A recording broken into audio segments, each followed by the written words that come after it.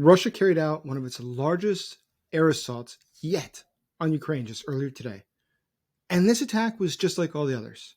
Missiles, drones came into Ukrainian airspace and they killed civilians. They wounded civilians. But what was the outcome? What did it achieve? Nothing changed. After 1,216 days of war, constantly killing civilians, nothing has changed. Putin can still hit cities, but he cannot win the war. He is no closer to victory today than he was yesterday. One more missile strike, one more suicide squad of soldiers charging into Ukrainian machine gun fire, it changes nothing. And Putin understands that, which is why he could be planning something far different, far more dangerous. Putin could very well invade NATO. And though it seems completely impossible, the fact is, yes, it is a very real probability. And to understand why, though, you must understand one key thing. It's absolutely imperative to understand that perception is not the same as perspective. So, from our perspective, NATO is untouchable. Article 5 is sacred. An attack on one is an attack on all. We all know that NATO quite obviously could destroy, just obliterate the Russian military in a number of hours if it wished to. However, Putin doesn't share that perception. Don't forget, perception is how you see the world, shaped by your own fears, shaped by your own beliefs, shaped by your experience.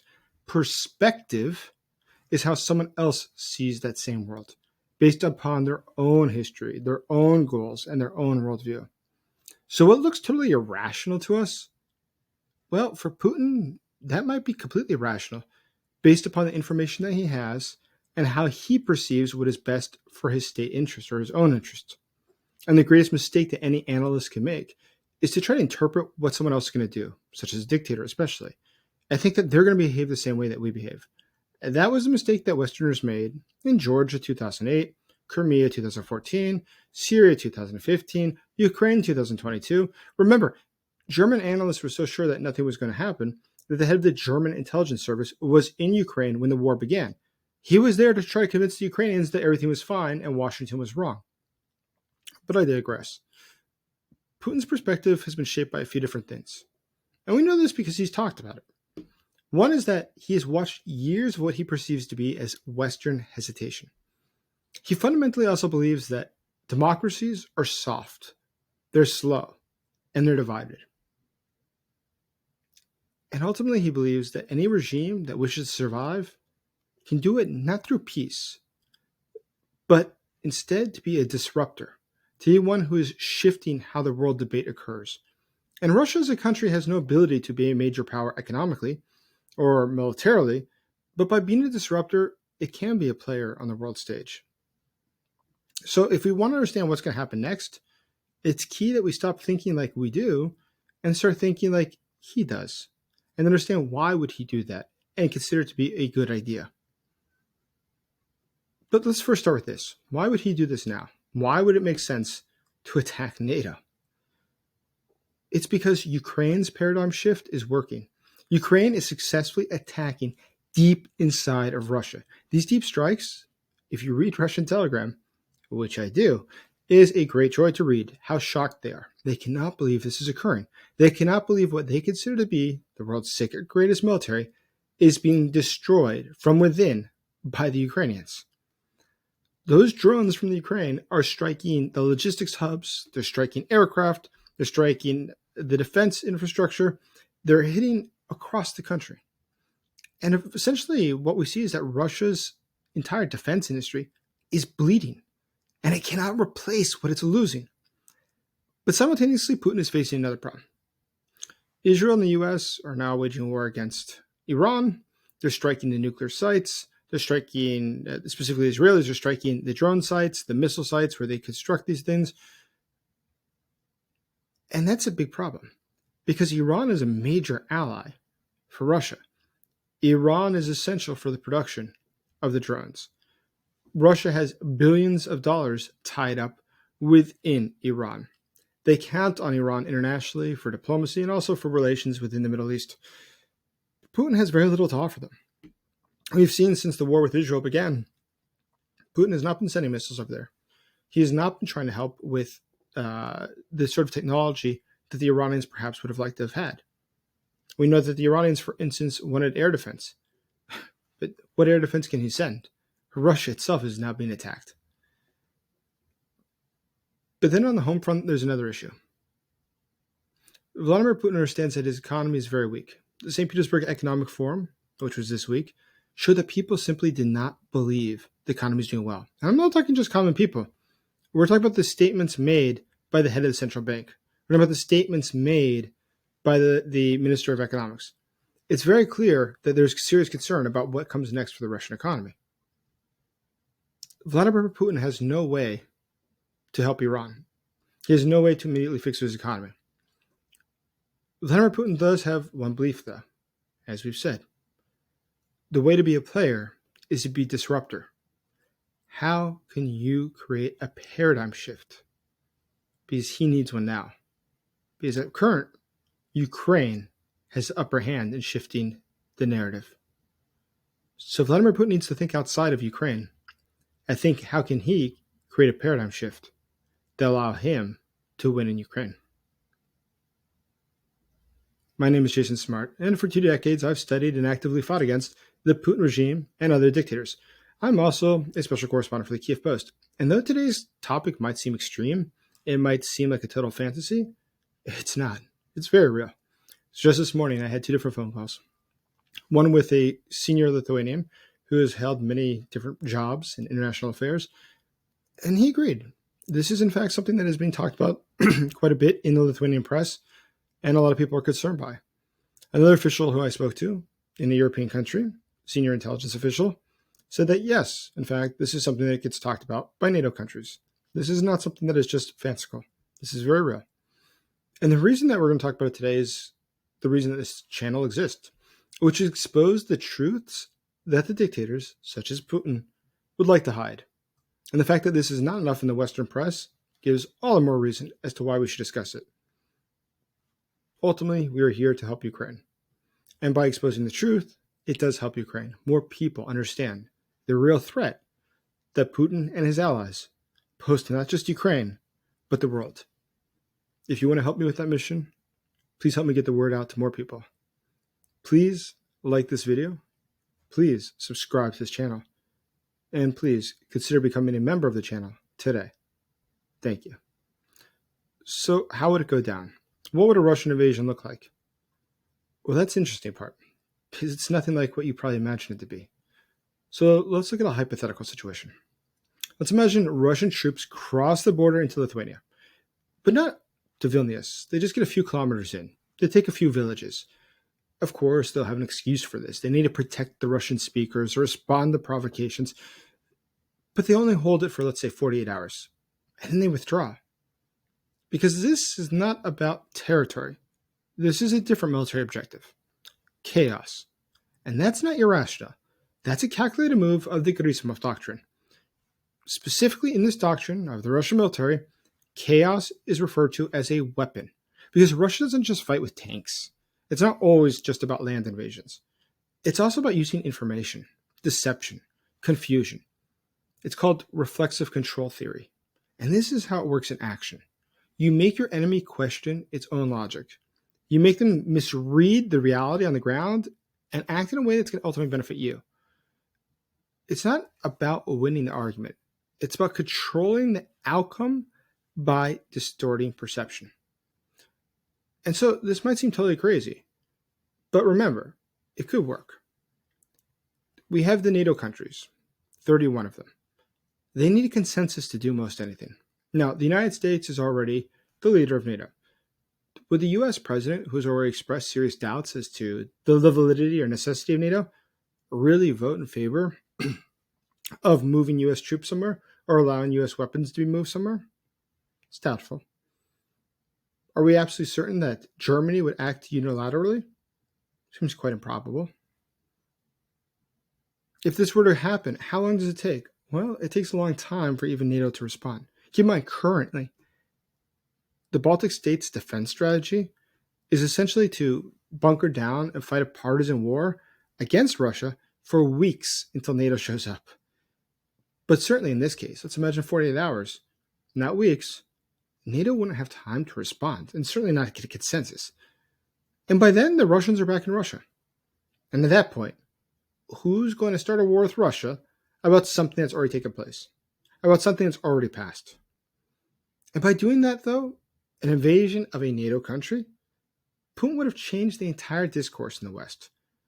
He would have curbed a lot of country in the West perception that NATO will ever save them. But there's something else. It buys Putin time. It forces a new global narrative. Suddenly, Ukraine won't be the top story. No, it's going to be NATO at war. Reshuffling those headlines slows down the arms shipments and throws doubt into every European capital if it's time to send more weapons to Ukraine, or do we need to arm our own countries first and foremost? And guess what? Populations in those countries will want their own security before Ukrainian security. If this has another upside too, think of Iran.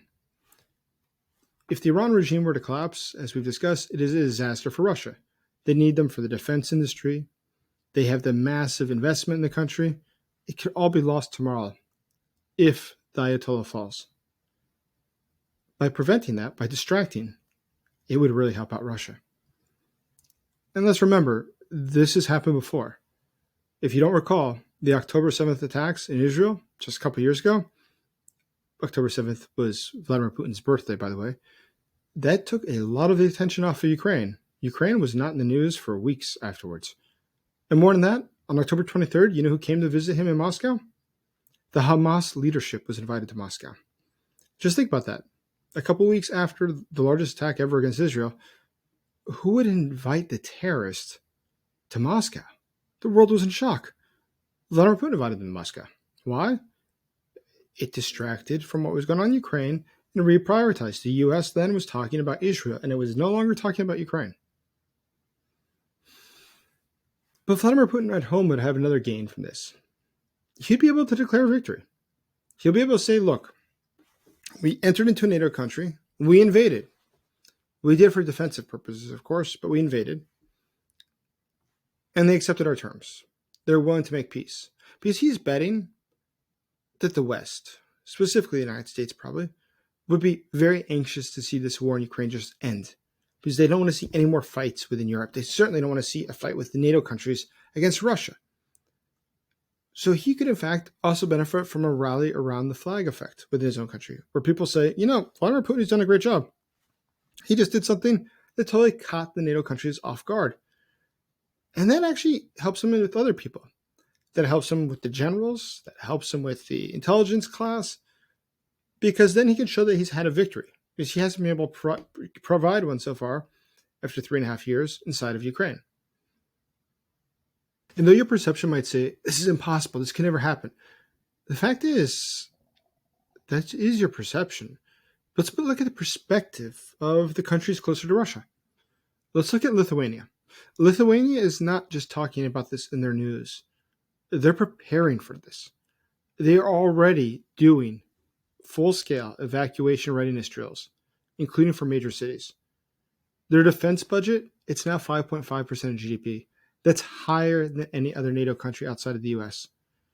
Germany, by 2027, will deploy the 45th Panzer Brigade to Lithuania. And currently, Lithuania, Latvia, and Estonia are working together to build the Baltic Defense Line.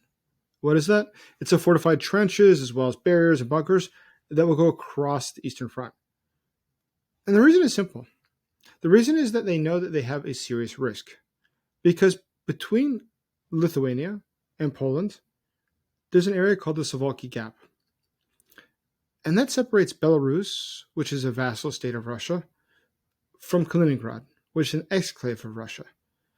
Through that gap, one could travel, if it had access, along the 65 kilometers, very easily from Russia to Belarus to Kaliningrad.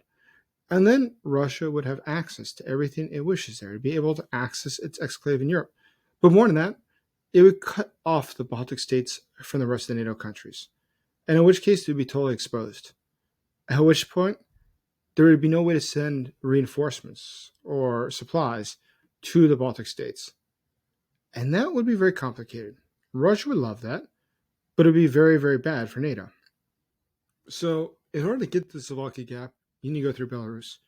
And sure enough, just like before the full-scale invasion of Ukraine in 2022, they're planning very large-scale war games with Belarus and Russia in the end of August or the beginning of September.